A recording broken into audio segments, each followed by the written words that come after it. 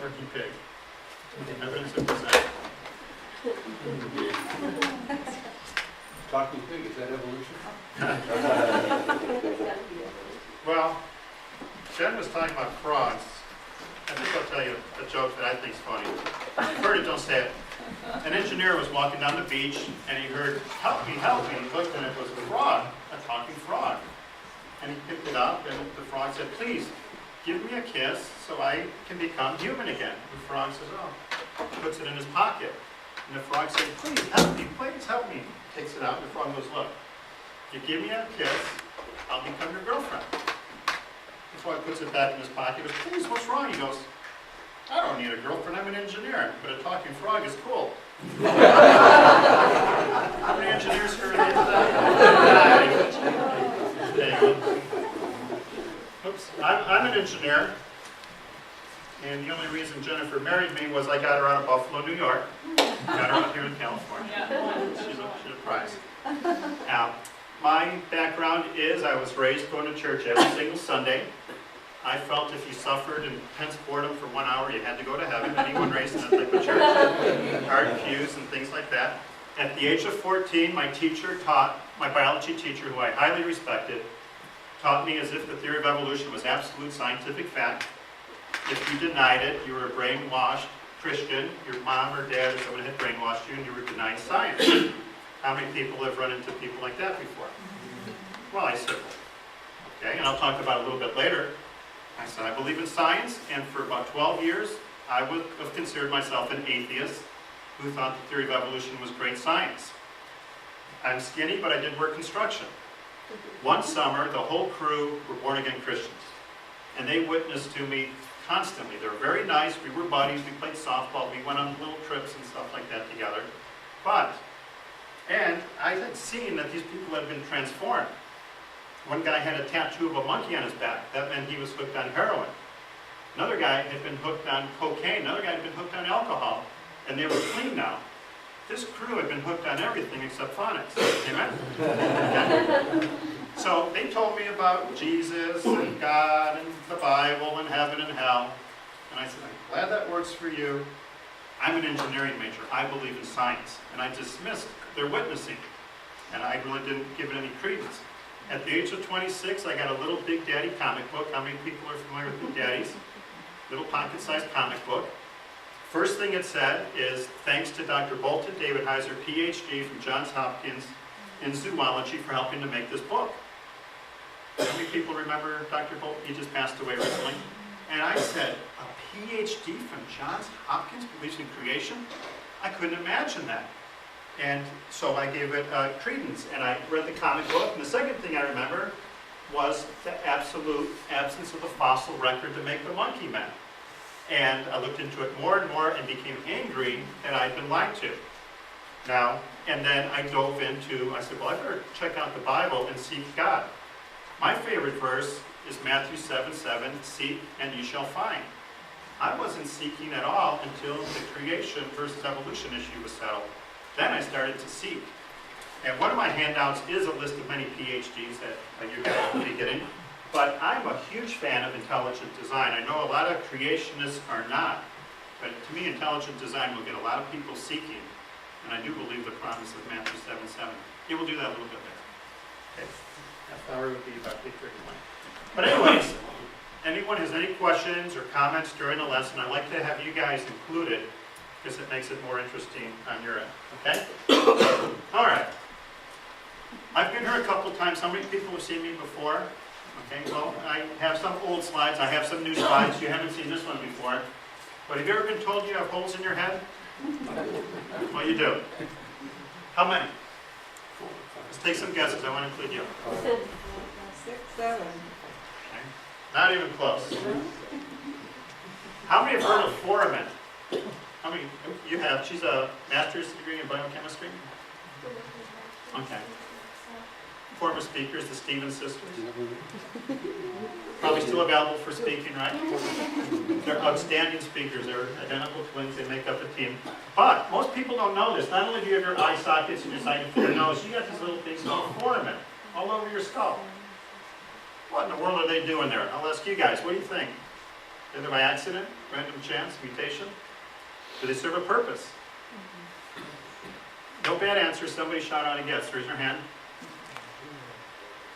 They do have a purpose.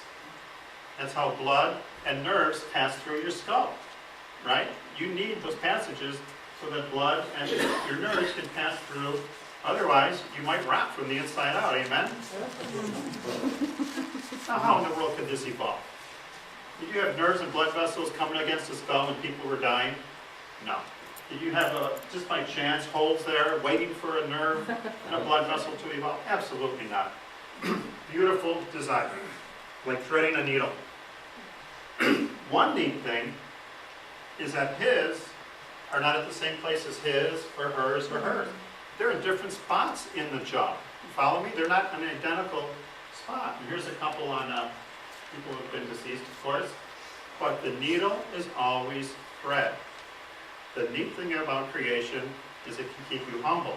Amen? A lot of Christians think God's an equal or an inferior, begging to be our friend.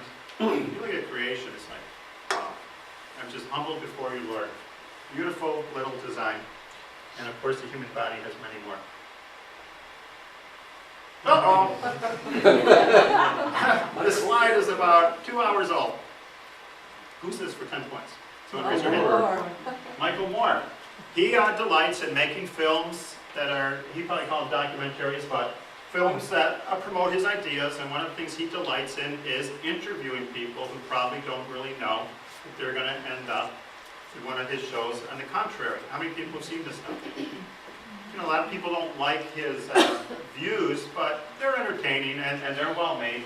But he likes to make things on like global warming, healthcare, big business, gun control and stuff like this. But, how many people have heard of this? Raise your hand if you've heard of Expelled. There's really exciting news on the intelligent design front. Ben Stein, how many people have heard of Ben Stein? Very funny, very dry, very intelligent. He was a speechwriter for Nixon and Ford. Very conservative guy. He is making a film that's going to be out in February for intelligent design, and he does what Michael Moore does. He interviewed many evolutionists, many atheists, to get their opinions on film, and with his ability at comedy, it's going to be a fantastic film, I'm convinced. It's for intelligent design, not creation. Creation is typically the biblical account, but as they say, no intelligence allowed, that he was expelled from big science because he doesn't believe in the theory of evolution. And it's coming out, like I said, in February. And already the evolutionists are complaining about it. February 2008? Oh, you're right. Thank you.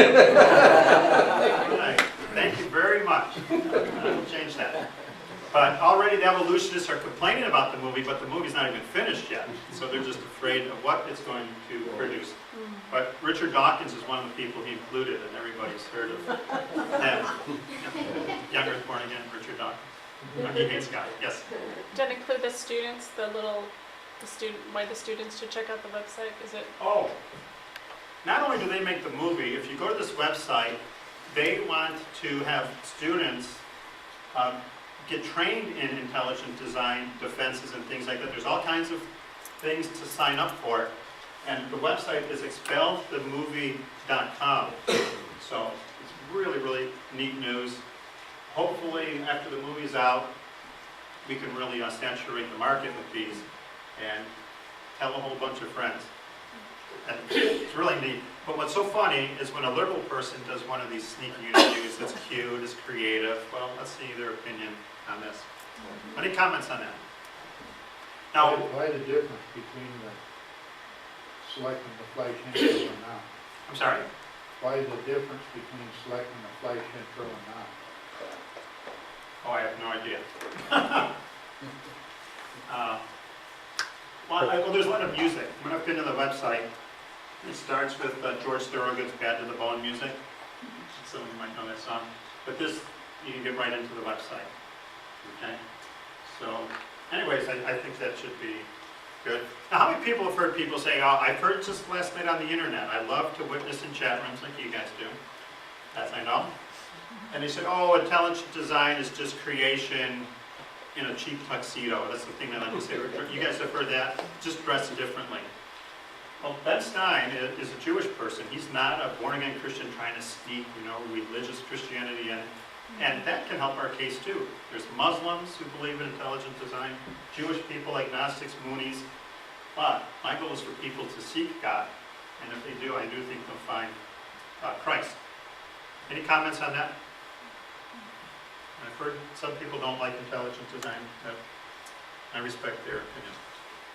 Okay, we'll go through this. I always like when I speak to high school Bible clubs to start with this. And on that note, I'm in Orange County. I send letters to every high school in Orange County. I just write Christian Club, Tustin High School, and I get the address. And I say, would you like a free creation lesson? Now you guys could do the same thing in your area. If you would send a few letters out, be invited to their Bible club. If you do, I'll be more than happy to share my PowerPoint slides with you or give you tips to teach a little creation lesson, because a lot of non-believers will show up. If you really advertise it, skeptics show up. And you can talk to me about that. But how I always start my lesson is I'd say, suppose I said this pen can fly. I say to the kids, there's Christians and non-believers in there. What would you ask? This pen can fly. You can speak out. Prove it. I'm a scientist. You say how. I have a degree at a university. What do you question me for? I'm telling you, pens can fly. What would you say? How? Right. Prove it, right. You have the right. Do not be intimidated by degrees or education or anything like that. Education does not always equal intelligence. Amen? Often it does. Often it does. But anyways, okay. 1, 2, 3, a million, a billion, a trillion, a zillion times it falls to the ground. Pens can fly. Trust me, I'm a scientist.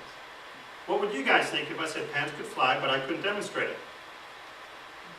You wouldn't believe it, hopefully, right? You wouldn't believe it, not just based on someone's words. You have not seen the evidence. So the most important part of science begins with the letter O. What is it? Observation. Very good. Observation is the key to science, but it's not the only step in science. What's the first step in science? Hypothesis. Well, I can't say real big words, so I put idea. But I always tell people you earn more money by having a hypothesis instead of an idea, right? I do. Side issue, I've had 3 family members have cancer, and I like to dig into the details. The first thing I do is I read the doctor's reports, I circle every word I don't know, and translate it. Like those give some big word, oh, that means bleeding, things like that. So you earn more money by coming up with big words. But do the same thing. Don't be intimidated by people or their words. You're smart enough to narrow the gap. After you have an idea, what do you do with your idea? You test your idea. You make observations. I had an idea, pens could fly. Observation didn't support it. The conclusion should be based upon what? The idea? Observation. Observations. That's what the conclusion should be based on. So then I tell the kids, okay, you have ape-like ancestors. What should you demand? Prove it. I'm a scientist. I have a degree. How can you question? I can Exactly. question anybody about anything. Good, good. Always ask for the evidence. I will give you evidence against the theory of evolution. There are 6 billion human beings on this planet. Every single human being has what type of parent? Human. What about grandparent? What about great-grandparent? Great-great-grandparent? Every flea born on this planet came from a what? Every tree came from a what? Every bee came from a... If the theory of evolution is true, why isn't there one living organism alive today to support it? Think. We've got fantastic humans, fantastic apes. If the theory of evolution were true, this would be true. You got an ape in a cage at a zoo. You pay $50 to look at the ape. Nothing on this planet gets a $25 family discount because it's a very close relative in the cage. You're either in the cage or paying $50. If the theory of evolution were true, There should be all kinds of knuckle dragging, half men, half apes still alive today, right? There should be half bees and half whatever, half trees and half whatever. They believe lizards are the ancestors to birds. We've all seen 1 million birds in our life. We've all seen a few hundred lizards. Nobody has seen a what? A blizzard. A blizzard. Where are the blizzards? The theory of evolution is true. This is true. Ma and Pa lizard gets married, have an egg. Out of the egg comes something. Dad goes, "Hey, Ma, Junior don't look right." The front legs of the lizard had to become what? If they're the ancestors of birds? Wings. Think of the details. Evolutionists hate details. Everybody, you know what evolutionists hate? Details. They want you to believe it, but they hate the details. So those lizards have an offspring. They look at the front legs. Them legs don't look right. Well, they're slowly evolving into wings. But what would the parents do if it had mangled front legs? Leave it. They would kill it. Parents won't tolerate evolution in their family. Amen? They would kill it, but suppose they don't kill it. Okay, it's not legs anymore, they're becoming wings. For a few million years, these organisms cannot run or fly. They're walking around dragging, they can't catch food, they can't get away from food. But they might look at you and say, well, in 1 million years I'll be bird. You wait and see. Think of the mechanism. The wings, or the legs had to become wings, the scales had to become feathers, the bones had to become hollow, they had to get aviary lungs, aviary brains, but the half and half should be all over the place, right? And they have to find a mate to progress, but they're going to be incapable of even living for millions and millions of years. I call it the rapture of evolution evidence. Where's the half birds, half lizards? They're gone without a trace. Where's the half man, half ape? Gone without a trace. How convenient. All you see is beautifully designed end products. You don't see the assembly line at all. Any comments or questions on that? Okay, you meet an evolutionist and you say, why isn't there one organism alive today to support it?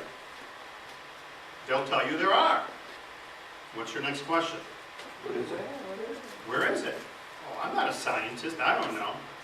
I hear that many, many times. When you try to get evidence, they just dismiss it.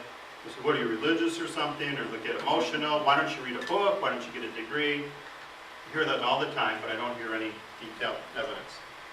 And if you want to practice witnessing, chaplains are great, amen? You can learn a lot.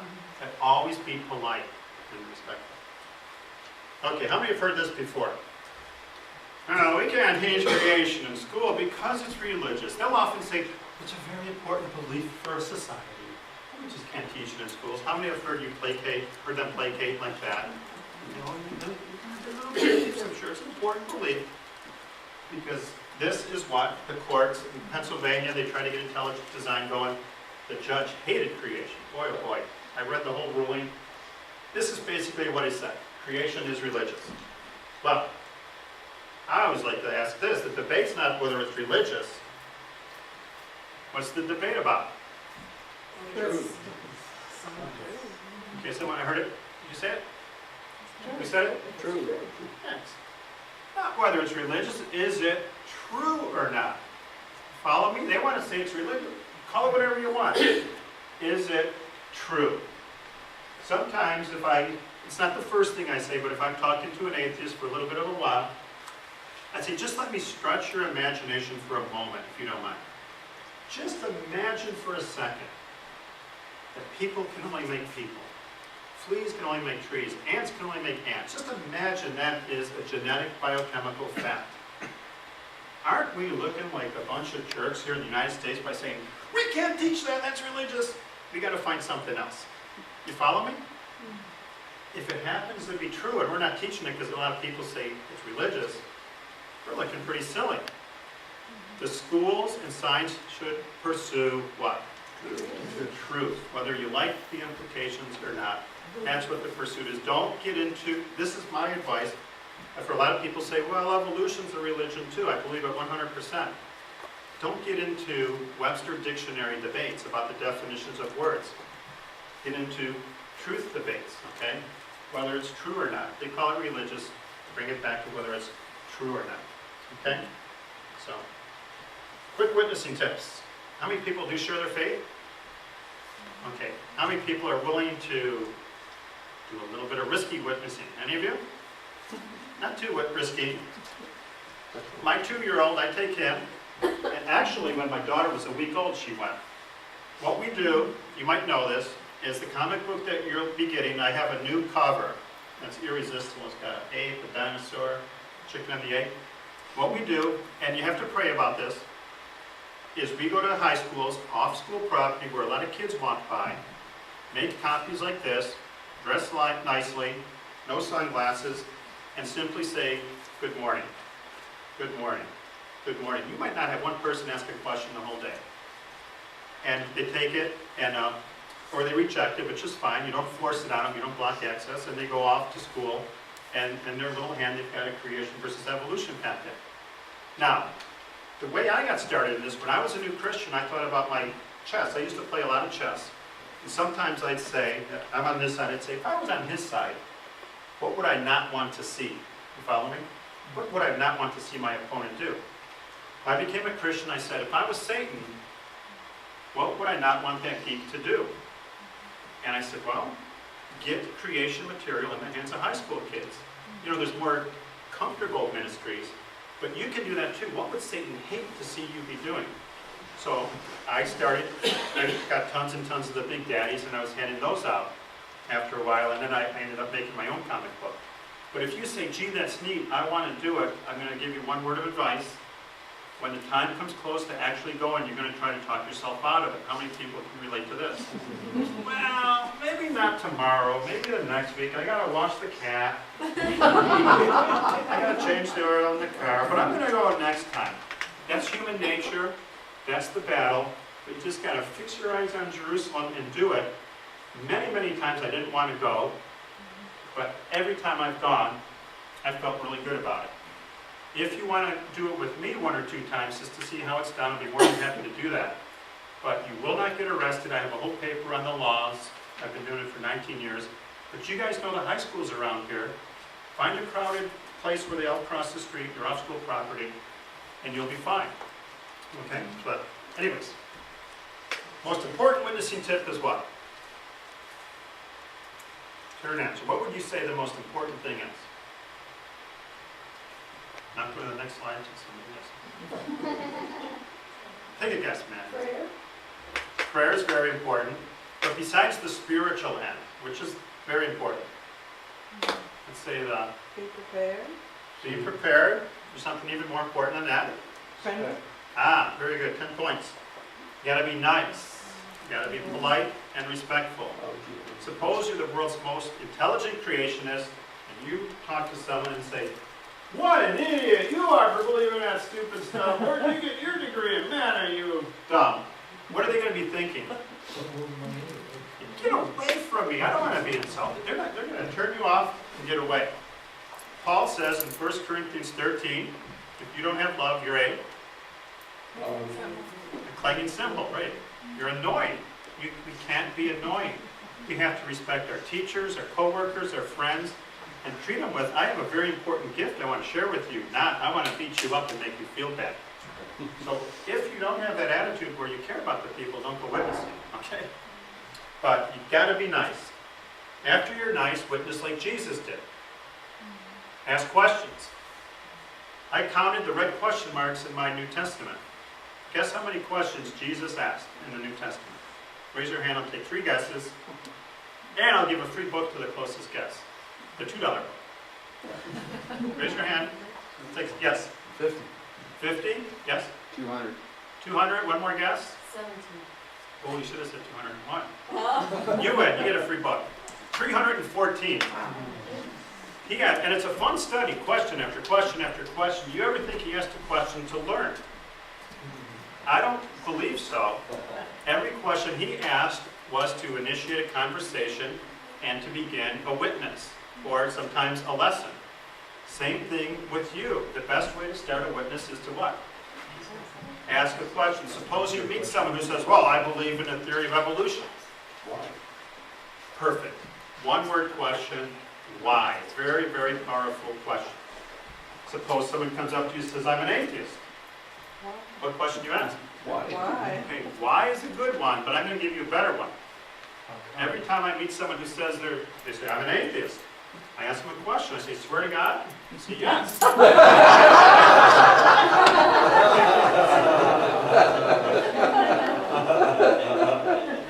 But you keep it light, say, no, I'm just kidding. We're just talking this important subject. Just joke. Then you ask them, why are you an atheist? It's never because of science. Well, I have studied the human eye, and I believe that the optic properties of the eye. And the real reason, well, let's take some guesses. Why do you think someone's an atheist? The real reasons. Yes? Because they're angry at God. Right. I think that's a very big reason. Bitterness. You know why? My best friend that I play volleyball with is a hardcore atheist. He doesn't want to hear too much about God. His wife told me they had a one-day-old child die. Ever since then, he's just turned off his heart towards God, and he chooses his life to be bitter towards God. What's another reason someone could be an atheist? God disappointed. Right, right. Bitterness. Anything else? They're angry at others. All the chaos going on. Pardon me? All the chaos going on, it seems like it's out of order. Okay. Things to seem out of order, which is often bitterness. Education. Sure. If they've been taught this their whole life, I want to emphasize, just because someone is an atheist or an evolutionist does not mean they have horns and they are evil. They've been taught it their whole life. So I guess it's true. A lot of people just say that's what they've taught me from kindergarten till I earned my PhD. I guess it's true. Peer pressure is a big reason. Okay, and those are the people I hope to reach. Someone open-minded with the peer pressure, besides the other people as well. What's another reason? Yep. They don't want to change their life. Yes. The rules in the Bible, are they real easy to keep? No, it's a struggle, a daily struggle. A lot of people say, I don't believe in those rules because I don't even believe in God. So those are the main reasons. Peer pressure, it's all they've ever been taught. They don't like the rules. And bitterness. It's never been, the kangaroo knows how to, it's a size of rice, it knows to climb into the pouch. Yeah, that happened by chance. No, information doesn't happen by chance like that. It's an emotion-based, and that's why we have to have compassion for them. They're in an emotional war. Is he trying to have any other kids? Well, he has 2 older kids, and they get in nothing but trouble. He's had a hard time with his children. That was his last child. Yeah, he's a lot of hurt inside. But keep your evolutionist and atheist friends in prayer. Okay, after you ask a question, often hard for people, you listen and you don't interrupt them. Wonderful thing happened once at Cal State Fullerton. A non-believing kid said to me, you're different than other Christians that witness here. I said, how? Guess what he said? You listen. You listen. Wow, that's nice to hear, but I wish other people did too. If you are witnessing, let them talk 20 minutes if they want, okay? They will enjoy the conversation. Even when you're done, pause, okay? Let them go as long as they want. And then, you gotta practice. How many people here play or used to play sports a lot? Any of you? What was your favorite sport? Or is? Baseball. Okay, how did you get to be better? Practice. Were you great the first time you played? No. No, but did you quit? No. Second time you got a little bit better, third time a little better, etc., etc. Sometimes people say, oh, I witnessed once, it went terrible. That's how you learn. You learn by your mistakes. But if you're nice and you don't keep it a fight, you ask questions and listen, and if you're not afraid to say, I don't know, can I get back to you? You want to have all the answers. But if you're not afraid to say, I don't know, I'd like to get back to you, or can you give me more information on what you said? There's nothing to fear. You don't have to know everything. You won't die, neither will God, if you don't have an answer to something. Okay. All right, let's see. Well, why don't we take a break now? And I'll just let you dwell on this guy for a little bit. Imagine that's your college roommate. You pull a Bible out of your suitcase. That's your roommate, and after the break, we'll talk about this guy. My granddaughter. I went to Google, I typed in anarchist, and found this picture. True story. That's the guy, emotional guy.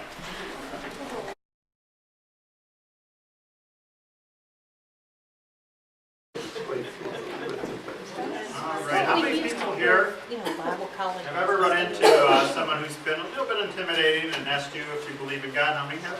Well, suppose this guy asked you, how many people would say, yes, I do believe in God? Okay? Suppose he asked you a tougher follow-up question, why do you believe in God?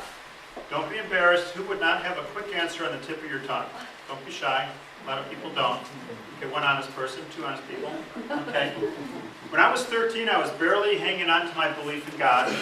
My best friend was an atheist, and I still remember it. I was in the backyard of my house. My sister was standing to my right, and my friend, his name was John, said, Bill, do you really believe in God? And I said, yes. And he said, why? I said, ask my sister, she's older. It's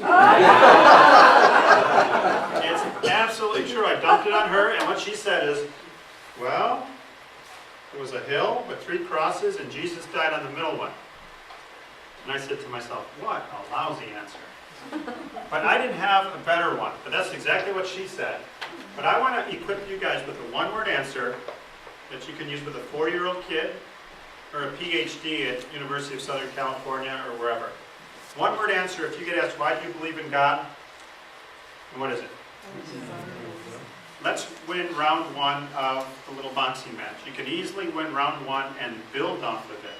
So that guy asks you again, why do you believe in God? Within 2 seconds, you say what? Design.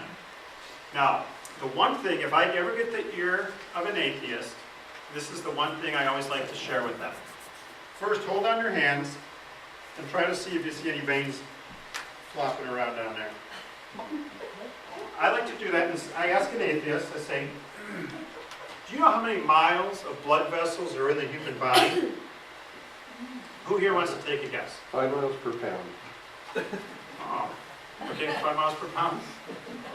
They taught us in school is 185,000 miles of veins, arteries, capillaries. Okay, 185,000. That's what we were taught. Well, what I've found on my little research, it's at 60,000 miles. 65. Yeah, that's on the front page of your comic book. If you're witnessing to someone, you show them that, let them guess. They usually guess C, but it's 60,000 miles. I tell them, you have 60,000 miles of blood vessels in your body. Enough to circle the earth 2.5 times. I'll give you guys the advanced version. Some of the diameters of some of your blood vessels are so tiny, only one red blood vessel at a time can pass through it after the nucleus has fallen off. Every second of your life, you have 3 million red blood cells dying. Your body constantly has to make red blood cells because it's designed for the nucleus to fall off, and they only have about a life of 20 days after that. And they have to fall off to fit through the tiniest pipes. Now, one thing I do at work is I design piping systems. Sometimes they look like they were designed by chance, but they weren't. That piping chain has to work by design. Would anybody believe, suppose you're talking to a skeptic, would anyone believe this 3 foot of tubing happened by chance? No, somebody smart designed it. What about 60,000 miles of blood vessels in a human with just the right diameter for one red blood cell at a time to pass through? Do you think that is design or chance? You ask the skeptic, what is your best explanation? Is this a design or did it happen by chance? What's your best explanation? What they will always say is this. Well, not always, but they often say, nobody really knows. It's a mystery. How many people have heard that before? They say, well, that's why I'm an agnostic. I really don't know. And I respect agnostics. Some of them are really trying to figure it out. But I didn't ask them if they knew if this was design or chance. Did anybody catch the key witnessing question? I didn't ask them if they knew. I asked them for what? What's the best explanation? Very good. Thanks, Ed. I didn't ask you if you knew. What's your best explanation? Let me discourage you guys just a little bit. No matter how devout and holy you are, you do not 100% scientifically know that God exists. But through science, it's by far the what? And before you get too depressed about that, without what, it's impossible to please God. Faith. There's still some faith involved.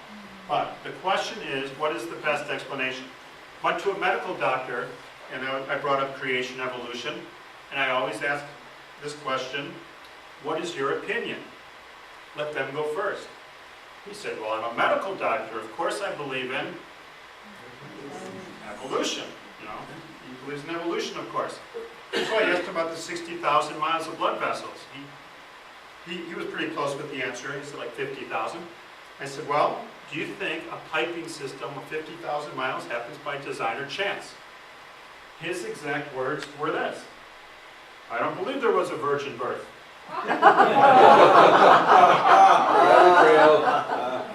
So what's he doing? Rabbit trails. He's smart enough to change the argument. He says, I have a loser of an argument on design. I'm going to start picking on the Bible. He said, I respect you wanting to talk about religion, but I asked you about science and design. Well, he's starting to get pink-faced and emotional. How many of you have seen this? That's because you planted a seed. Nobody gets emotional about a total lie. You touched a nerve. I suggest back off a little bit, keep it friendly. You can plant seeds with the people, and sometimes you just get madder and madder. But that's where that went. You can win round one against the most genius person in the world. You just believe eyes are designed, your nose is designed, your teeth are designed, your throat is following birds, photosynthesis.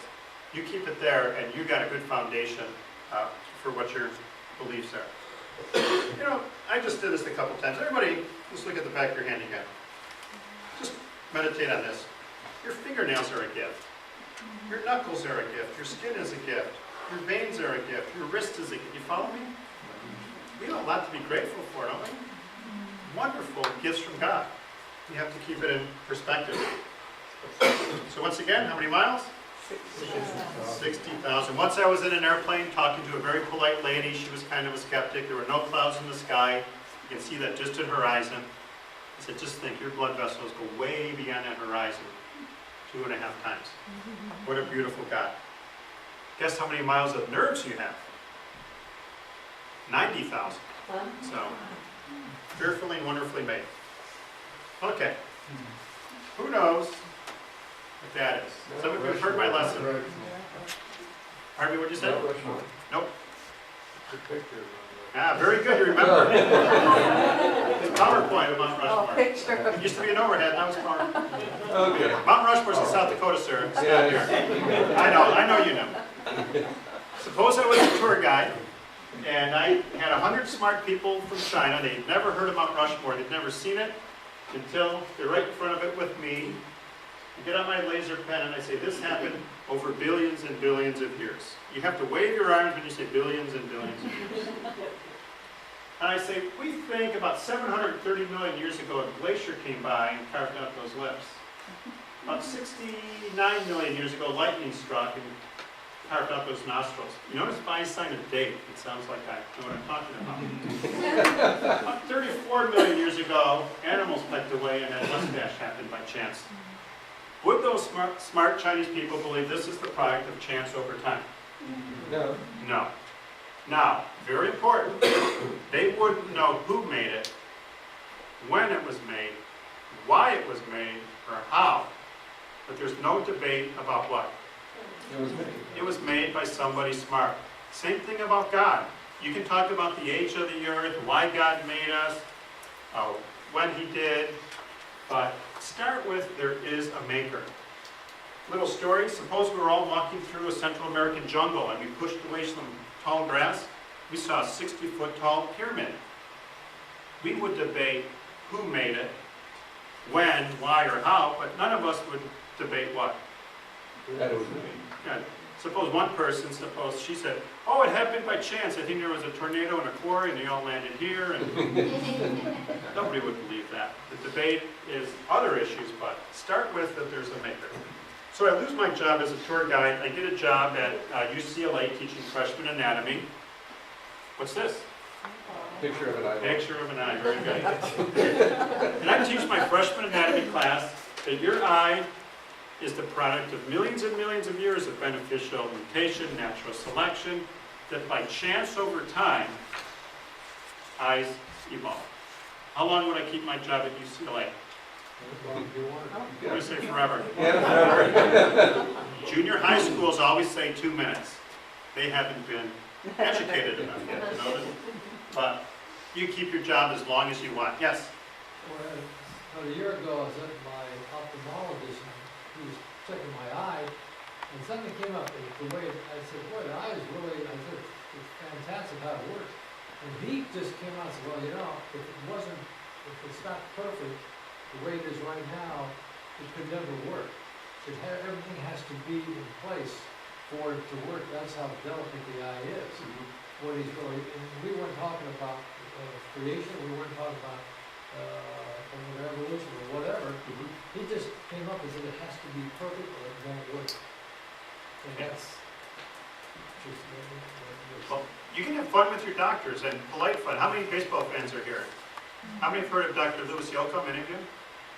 Well, he's a famous baseball doctor. Anytime a player gets a shoulder or knee injury, they almost always see Dr. Louis Yocum. He's really, really good. He did knee surgery on me, and he was explaining things on this very, very nice man about how the knee works. And I said, Dr. Yocum, do you think the knee's a design or the result of chance? And he looked at me like I was a small child. He goes, that's a design. I mean, no one knows the human body better than him, but they do not dominate all the intellectual thought, okay? Guys like him know a design when he sees it. But when you go to an eye doctor, it's fun to say, what's the most amazing thing about the eye? Or the foot doctor, what's the most amazing thing about a foot? And they like to talk about their specialty. Then you can ask them, do you think that's a design or happened by chance? After they've told you the most amazing. And I think 90% of medical doctors are not atheists. Do you guys agree? Okay, I'm going to teach you a detail about your eye. I didn't teach this last time. But without moving your skulls or your heads, like everybody look towards that wall. Don't move your head. This wall, up and down. Now you were able to do that. You might take it for granted, but you're able to do it because inside your skull, you've got little things shaped like the letter C called trochlea. You've got 4 in this eye socket and 4 in this eye socket. The little trochlea is like a pulley system, and through the trochlea, what do you think that red thing is with stripes? Muscle. It's a muscle, right? Well, okay. Okay, it's going to come up later, so. The most used muscles in your body are your eye muscles. Even when you're asleep, they're working away. But just think of the friction, the lubrication, and that lasts, could last 120 years. Methuselah's last 969.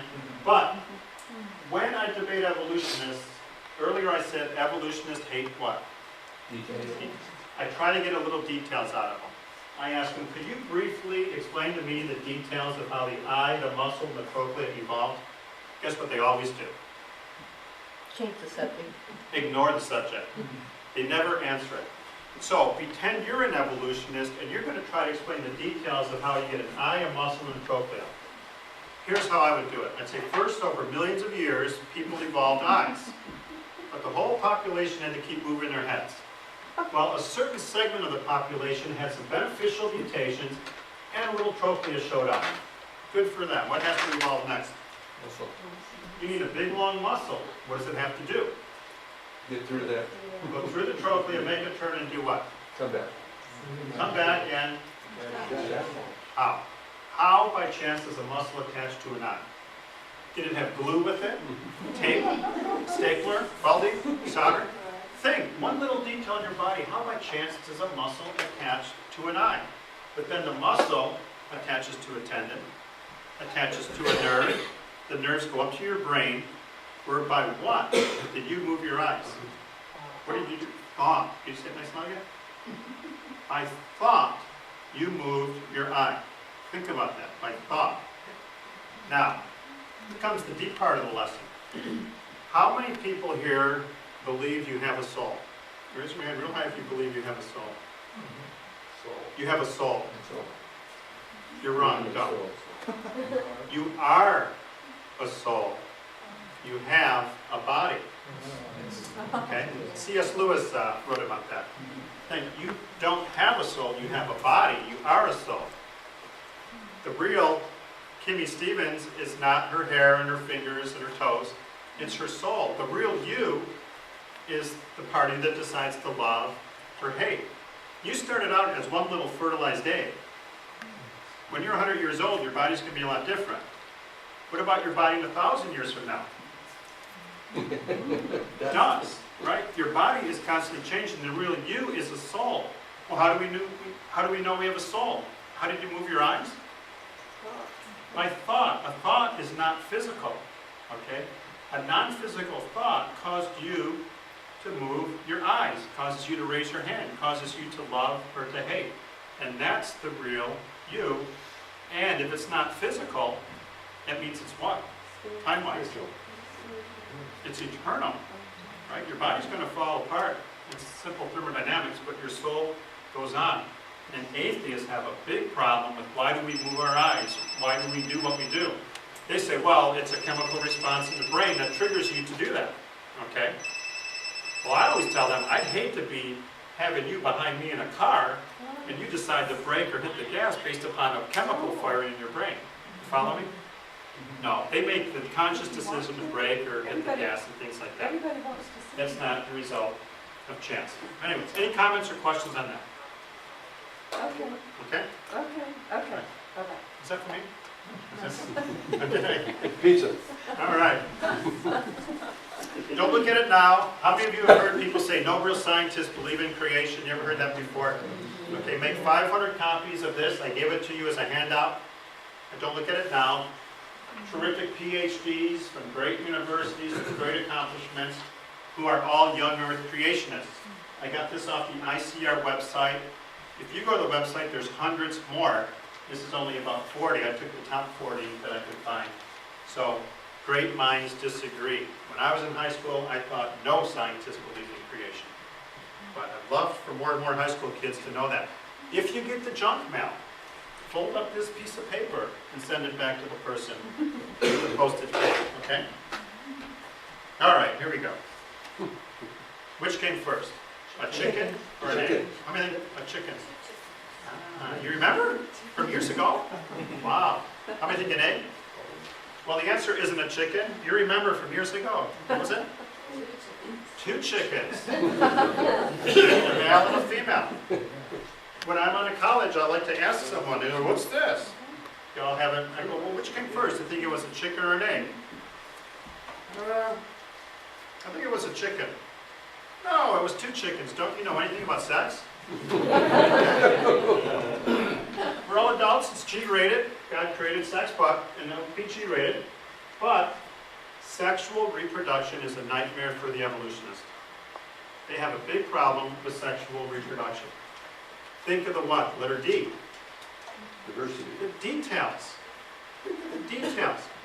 How in the world does sperm evolve in half the population and eggs in the other half?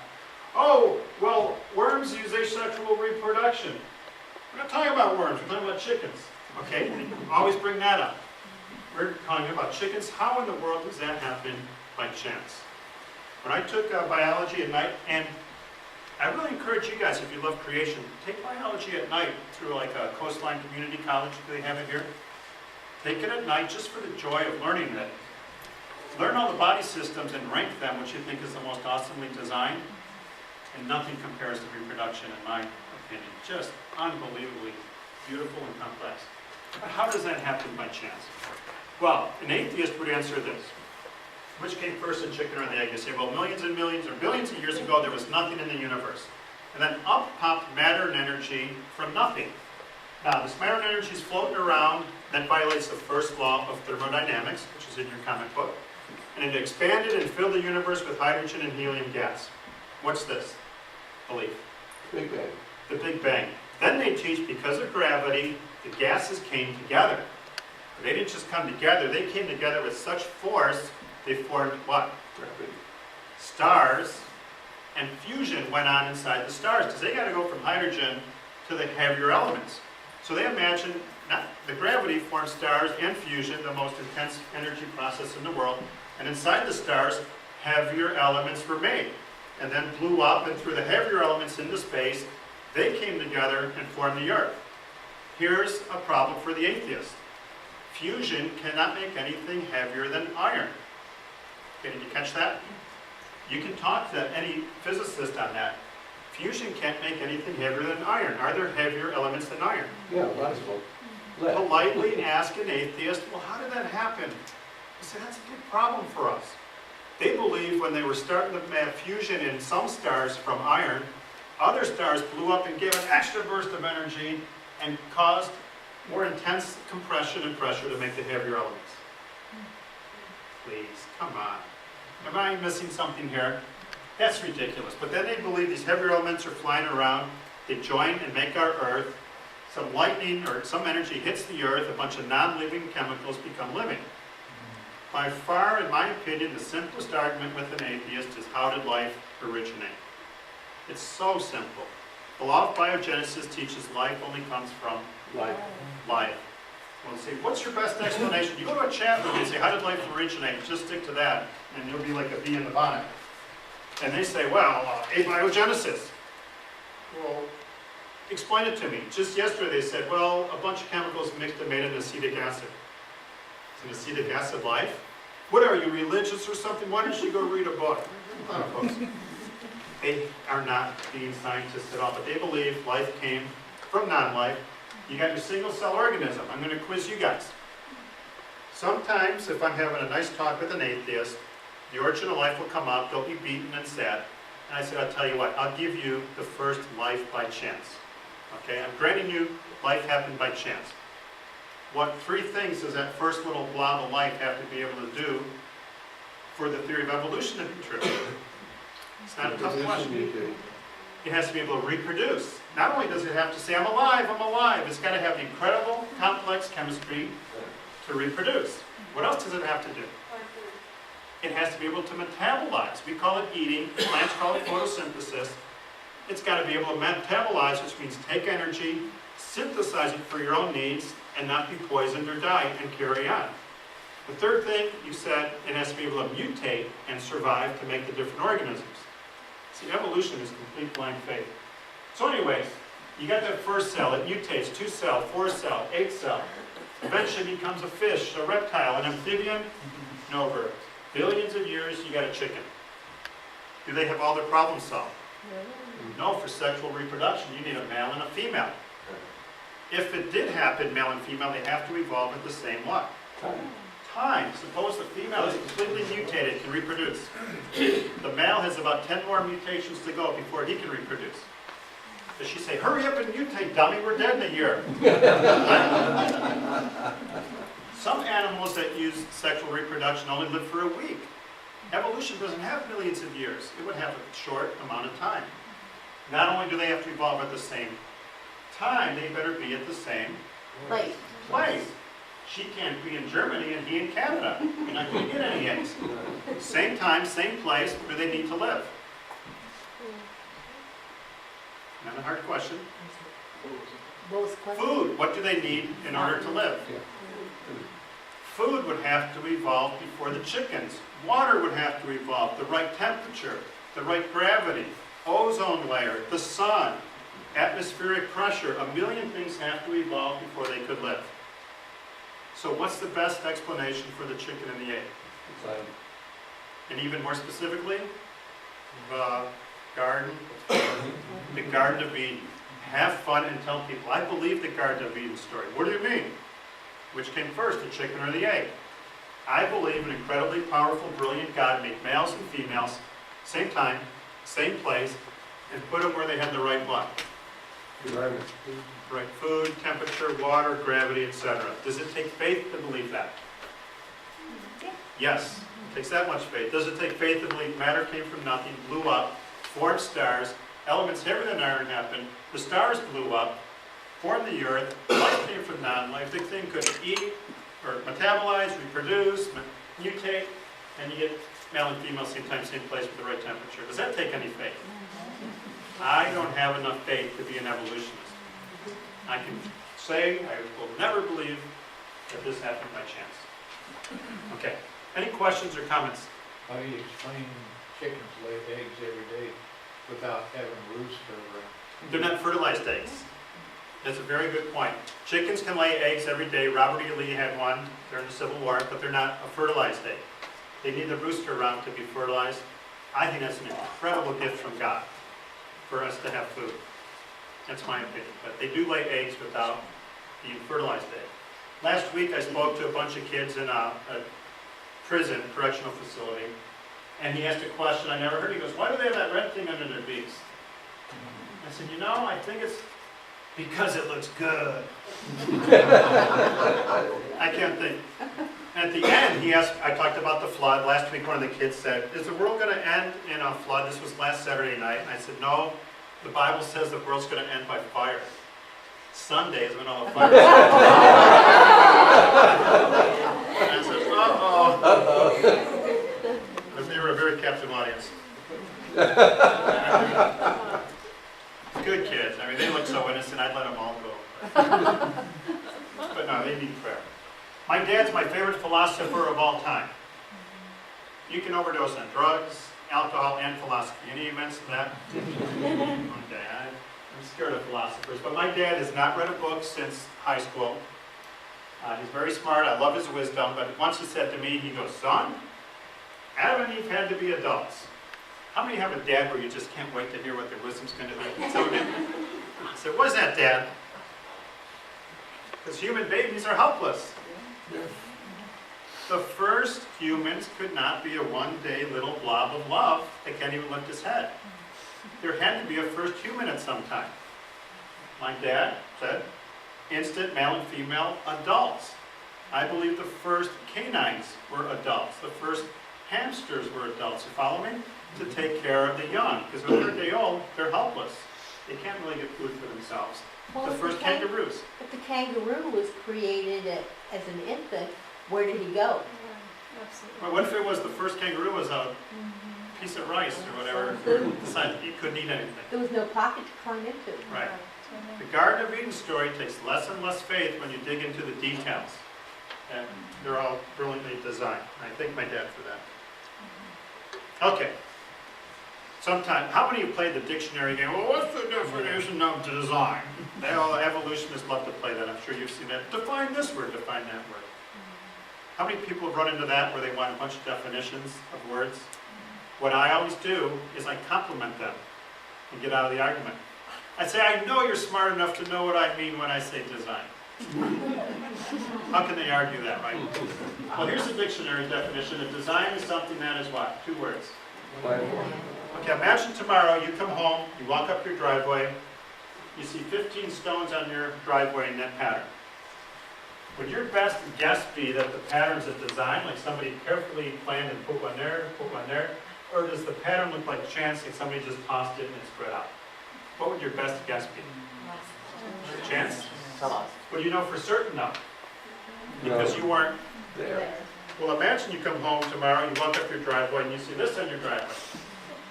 What's your best guess now, design or chance? Design. Right, are you certain now? Because you weren't. There. So you've got faith if you think this happened by design. You got about 3 inches of faith, let's say.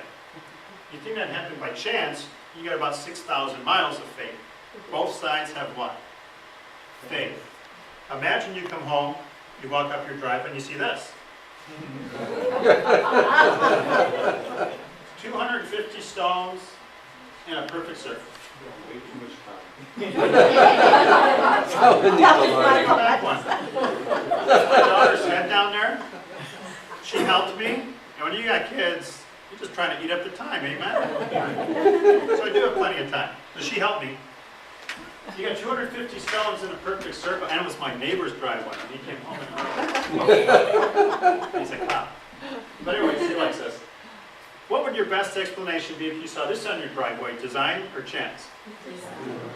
Do you know 100% for certain? No. Because you weren't there. Now you got about the width of a paper worth of faith.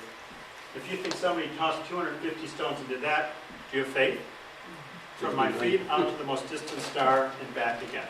How many of you have had people say, well, you've got faith? How many have heard that before? How do you reply? Yes. You guys are equipped. Yes, I do, but I think you Have more faith. have more faith. What do you mean I have more faith? What do you say?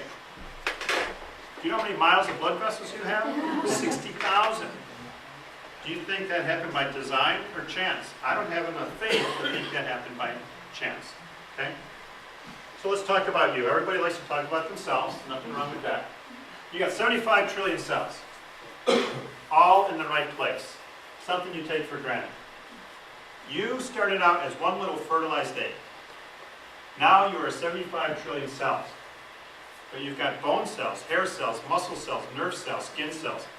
I'll give a book to whoever guesses the closest answer. What's yours on you? How many different types of cells are in the human body?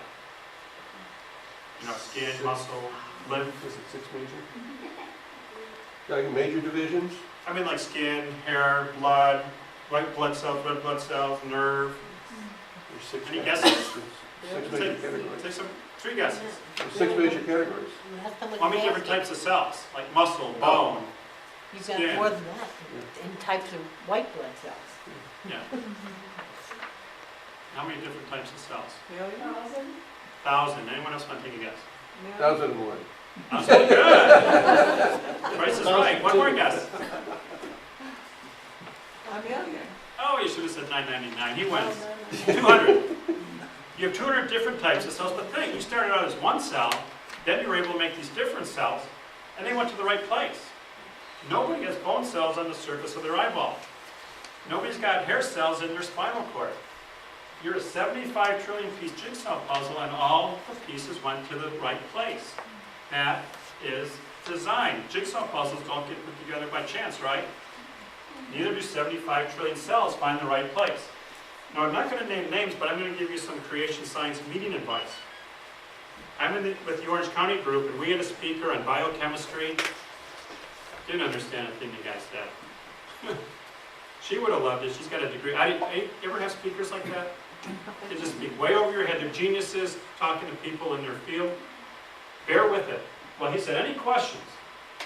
So I said, What'd you say?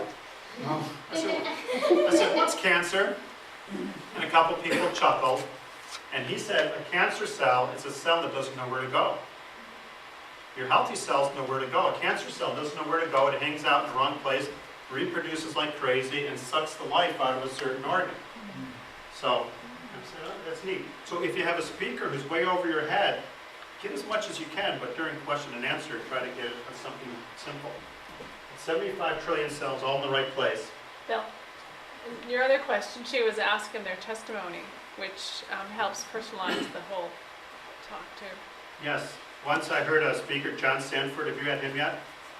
He's very, very good. But at the end, I asked him for his testimony. How many people have heard of John Sanford? Amazing man of biochemistry. Got a PhD in Wisconsin, taught at Cornell for many, many years, invented something called the gene gun to figure out the genome. Big man of science. Was having marital problems. And at the end of his lesson, I said, could you give your testimony in 2 minutes?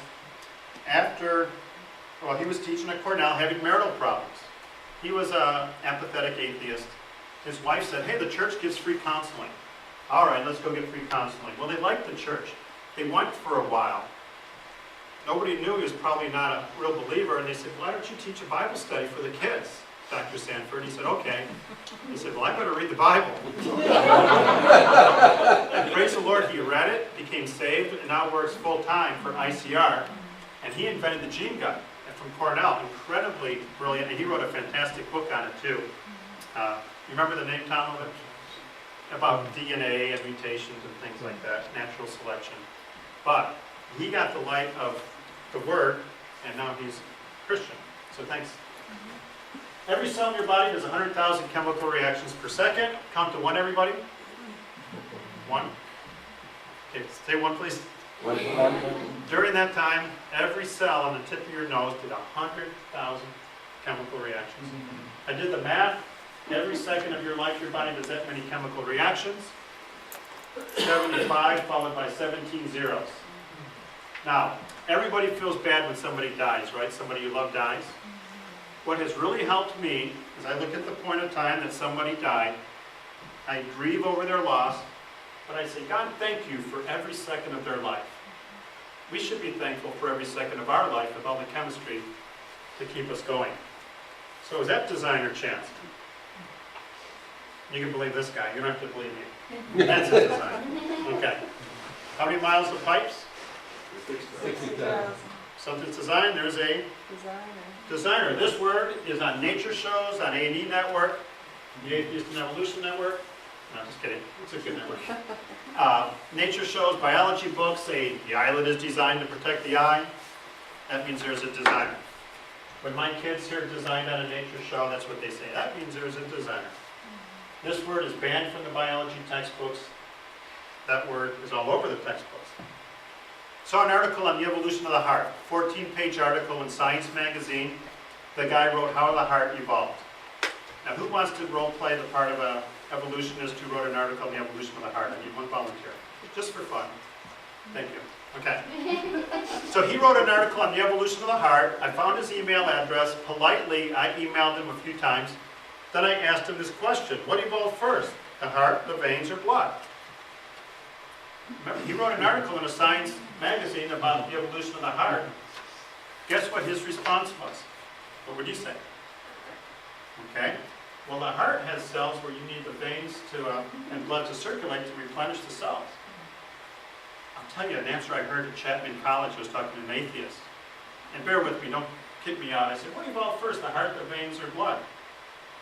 He said, the anus. So what are you talking about? He goes, well, these small organisms, that evolved into a heart to circulate the blood in the veins. Whoa, okay. Well, getting back to my buddy, the magazine article, if you get details, you hear some pretty good stuff. He said, I believe they all evolved in an evolutionary flash. I typed back to him, what is an evolutionary flash? He said, all at once. I said, isn't that creation? He said, absolutely not.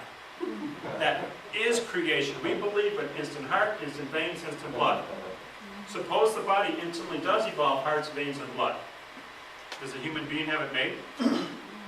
No, you need a skeletal system, a nervous system, an immune system. You follow me? Suppose I had a human body here that didn't have a liver yet. Is it going to evolve a liver or rot? You need instant people. That's what we believe in, but that's how he answered that question all at once. Okay, talking about the Bible. Why didn't you have arteries in the list? Well, I could have. Okay, good point. Vessels probably would have worked better. Okay, Yeah. You need both. okay, great. All right. Well, how many people have heard people say Genesis isn't literal, it's prose, poetry, allegory, symbolic? You've heard that? Okay. Think how you would reply. Well, here's how I reply. Genesis chapter 1 quotes God. How many times? Take some guesses. Directly quotes God. The answer is 10 times. I heard somebody say it. 10 times Genesis 1 quotes God. Now, bear with me here for a second. Genesis 1 might be wrong. Genesis 1 might be right. Genesis 1 is definitely not symbolic, prose, poetry, or not literal. Why not? It's quoting God. Suppose I said, Phyllis G said she's going to give you $1,000. That could be true, that could be false, but if I quote her, the author means it to be literal. You follow me? So the author of Genesis is treating it as literal. How many people have brought their Bibles? You get 10 points if you did. Okay, couple. Well, Genesis 1, real quick. Let's decide if it's literal or symbolic. Turn to Genesis chapter 1, and you guys can do this later. Verse 1, it said God created. Verse 2, the Spirit of God was moving. Verse 3, God said. Verse 4, God saw. Verse 5, God called. Verse 6, God said. Verse 7, God made. Verse 8, God called. Verse 9, God said. Verse 10, God called. Verse 11, God said. You get the point? Over and over and over again, it's attributed an action or a quote to God. It's the most literal chapter in the Bible. Okay, but a lot of people don't like what it says, so they twist it. Any comments on that? Okay. You don't have to believe it, but don't call it symbolic. Okay? Oh, we just did that. Evolutionists hate details. I'm going to rip through this real quickly because of time. This is in your comic book, but this is from an evolution book. I encourage you to buy a lot of books by evolutionists, like this one. But buy it at a used bookstore so they don't get your money. Well, real quickly, all of this is a timeline. All of this stuff is alive today. They believe gorillas, zebras, mushrooms, frogs, trees, all live today, and I agree with that. But I want you to learn the details. I would love to teach in a public school, high school, the evolution course. I would never have to teach creation. I'll just teach the details of evolution. I'm going to teach you the details. I'm going to zoom in here. Notice people didn't make the chart, you know, that would be arrogant, but we have gorillas. Thank you. So we go back in the history of the gorilla, back in time, and the zebra line joins with the gorilla line right there. What are they teaching? Zebras came from gorillas. Very good. They believe zebras and gorillas have a common ancestor, that some animal existed where some offspring became zebra, some became gorilla. Is that animal alive today? Is there one fossil to support it ever existed? No. Well, why are they teaching it then? Because they like the hypothesis, not because of observation, they like the hypothesis.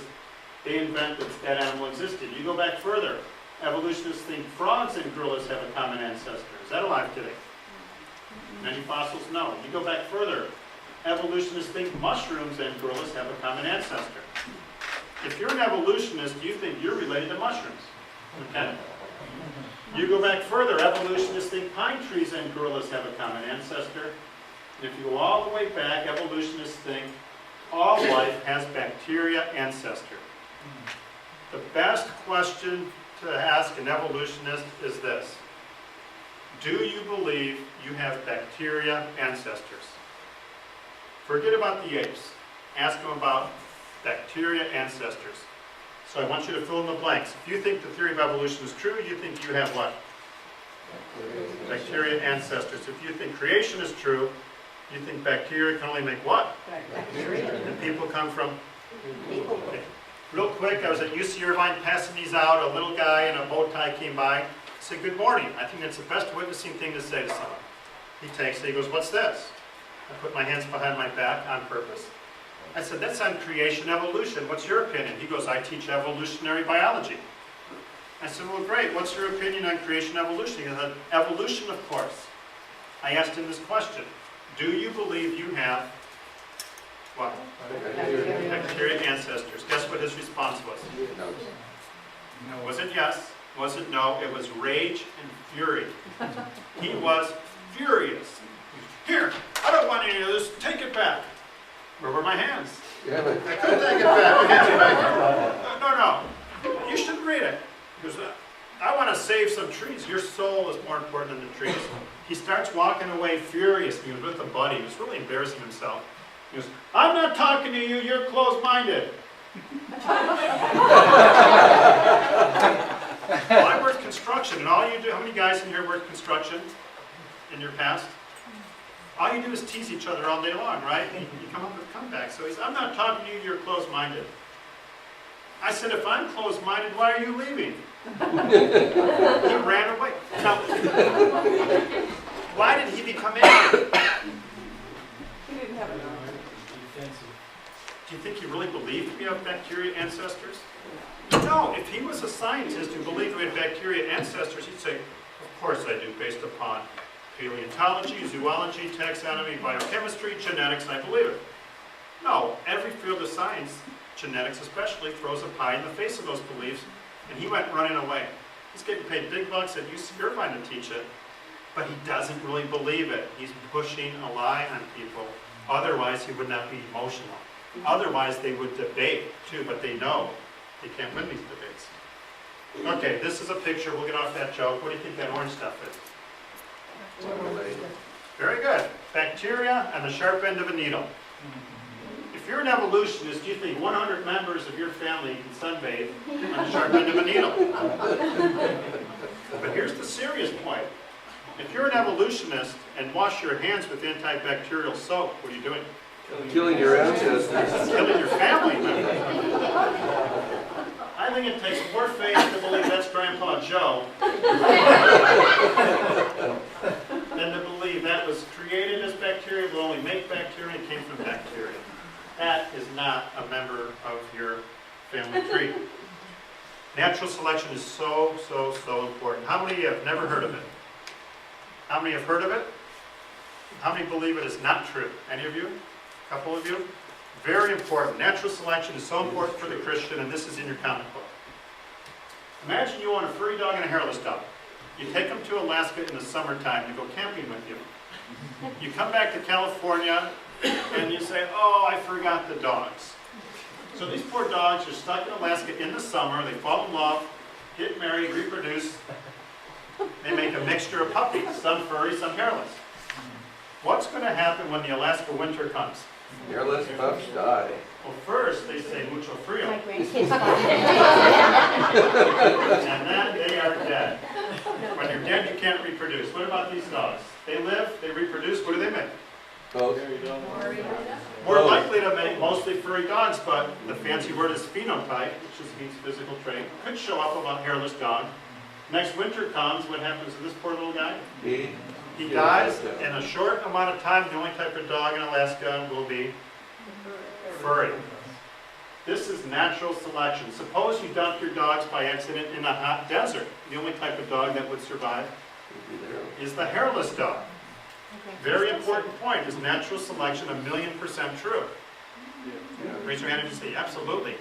Christians need to know natural selection is 1,000,000% true. Is it evidence that dogs have bacteria ancestors? No, No, because, dogs make Oops. dogs. oops, I got it. Dogs make dogs. Whenever I debate an evolutionist, I've had 3 public debates. Every time I've said, do you want to go first or second? And if I say, what a nice guy this is. And they say, I want to go second. Okay, I'll go first. Good, I want to go first. Go first. Take away natural selection in your opening argument. You've taken away 95% of their argument. It's a beautiful thing. You'll see it in the debate at USC. Oh, well, I covered natural selection pretty well. Oh my goodness, I got 15 minutes to cover. Natural selection is true, but it doesn't mean you have bacteria ancestors. How would you answer this? If someone says, do you believe in evolution? What kind of evolution? Don't say yes or no. Very, very important. What do you mean by evolution? Evolution means change. You believe in change? Sure. What type of changes? People are getting taller, but people make people. On the George Norrie show, he said, Bill, we want to do a question for our audience to phone in on. And I said, Mr. Norrie, could I pose the question? Never would I say, do you believe in evolution? I pose the question, do you believe you have bacteria ancestors? You follow me? Because they'll tell